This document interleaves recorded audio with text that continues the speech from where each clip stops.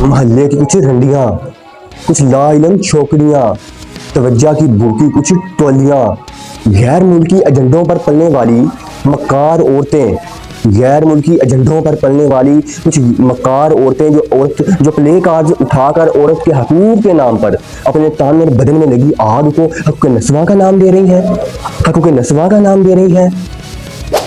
ये मुट्ठी भर माइल बदफसाद बदकमाश टोला जो सड़कों पर निकलकर आज़ादी का डंडोरा पीटता तो नजर आएगा।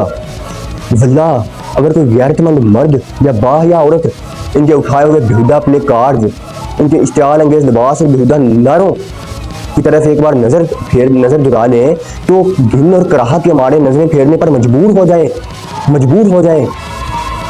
गरीब, लाचार और बेबस औरतों का इस्तेमाल और इस्तेहसाल करके इनको अपनी तादाद का झूठा भरम पैदा करने के लिए ये चंद मक्कार औरतें इनको भी घेर कर अपने घेरे में ले आती हैं, अपने साथ ले आती हैं ताकि अपनी तादाद का झूठा भरम पैदा कर सके।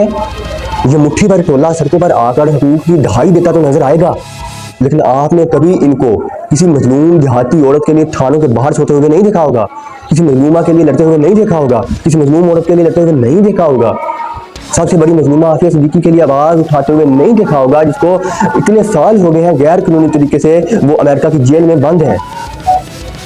इन औरतों को उनके हक में आवाज उठाते हुए नहीं देखा होगा, किसी बेवा की विरासत के लिए लड़ते हुए नहीं देखा होगा, थानों के बाहर सोते हुए नहीं देखा होगा, फलस्तीन की औरतों पर डाले जाने वाले मुजालिम के खिलाफ लब खोलते हुए नहीं देखा होगा। तो फिर आप मुझे बताएं, क्या आपने देखा है फलस्तीन की औरतों पर डाले जाने वाले मुजालिम के जो खिलाफ इन्होंने कभी लब खोले हो? नहीं खोल सकती, नहीं खोले, कभी नहीं। और क्या हकूक मांगने के लिए यह जरूरी है कि तुम नंगे बदन सड़कों पर आ जाओ,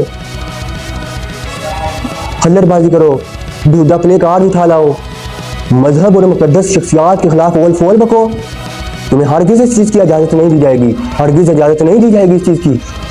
और उनके नजदीक जुल्म है क्या? शोहर के लिए खाना बनाना जुल्म है और सारा दिन बॉस की टांगों दबाना आजादी है? अपने घर की मलका बन के रहना गुलामी है, जबकि सारा दिन गैर मर्दों की जी हजूरी करना गुलामी है।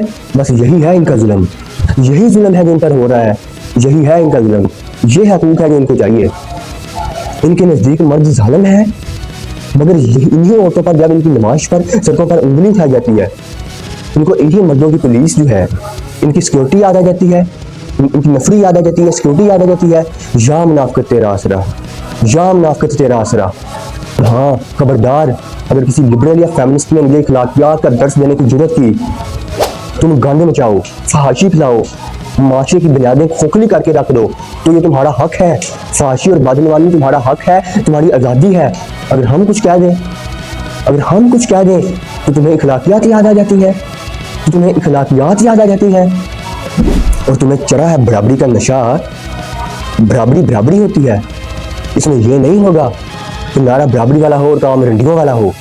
इसमें औरत का रोना धोना और औरत का नहीं चलेगा। और हाँ खैर ये तुम्हारी अपनी च्वाइस है, मगर एक बात याद रखो, तुमने नंगा होकर तरक्की का जितना ढोल पीटना है पीट लो, लेकिन माशरे के बावकार और गैरतमंद तिब्के की नजरों में तुम्हारी बुक्कत और औकात इतनी सी ही है कि तुम हमेशा कराहत की अलामत बनकर रह जाओगी।